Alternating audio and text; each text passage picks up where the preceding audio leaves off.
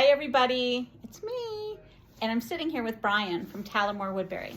So Brian got 22 reservations for the month of October, and I have gotten calls and texts and emails asking, how does he do it? So I figured, let's find out. So Brian, how did you get 22 reservations? Yeah, well, thanks, Erin. Really, it's things that we all know and should be doing every day. It's what we call sticking to the basics.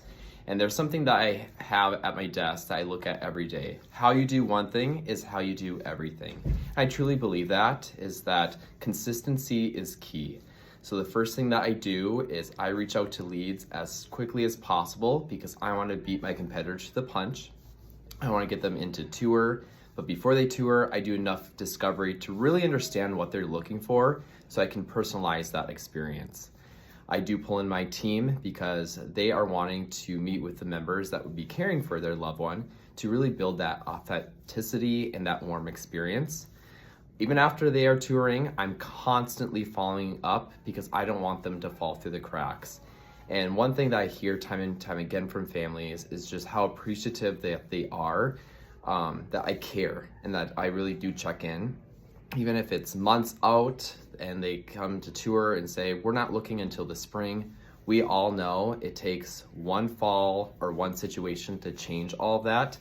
And if they can remember me because I'm the one that is calling them and emailing them constantly, that's the whole initiative. Okay.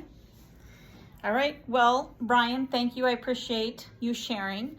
And I encourage all of you that if you want tips, we all have our routines. We all know how we do things, but we can always do it better, right? And it is getting back to the basics. It's following up with the leads right away. It's documenting your calls, remembering those little touches. If they're saying that they're going to miss their dog, Maisie, or whatever, and you can remember, document that, and remember in your next conversation, how is Maisie, whatever. It's those little touches that mean make a big difference. It's just in keeping up with them, even if they say, back to Brian's point, if they say, well, we're not ready to move for 6 months, 9 months, whatever, keep calling them. You say, do you mind if I follow up in 3 months? Make certain, but then you have to make that a task for yourself and follow up on that task. So anyways, and I love the fact too, Brian, that you say that you pull in your team. Yes. I'm a huge proponent of, or advocate, I should say. I'm a huge advocate, not a proponent. Yeah. I'm a huge advocate of supporting your team, recognizing what they do, all of that. And I love the fact that you do that too. It's so important. It is important. I tell my frontline team members all the time during our mandatory staff meetings is that when they are in the building, they're listening to me about this month. But they are watching, observing, because they are picturing their mom being the one that is sitting next to our staff in an activity, and they need to be able to meet them. Agreed.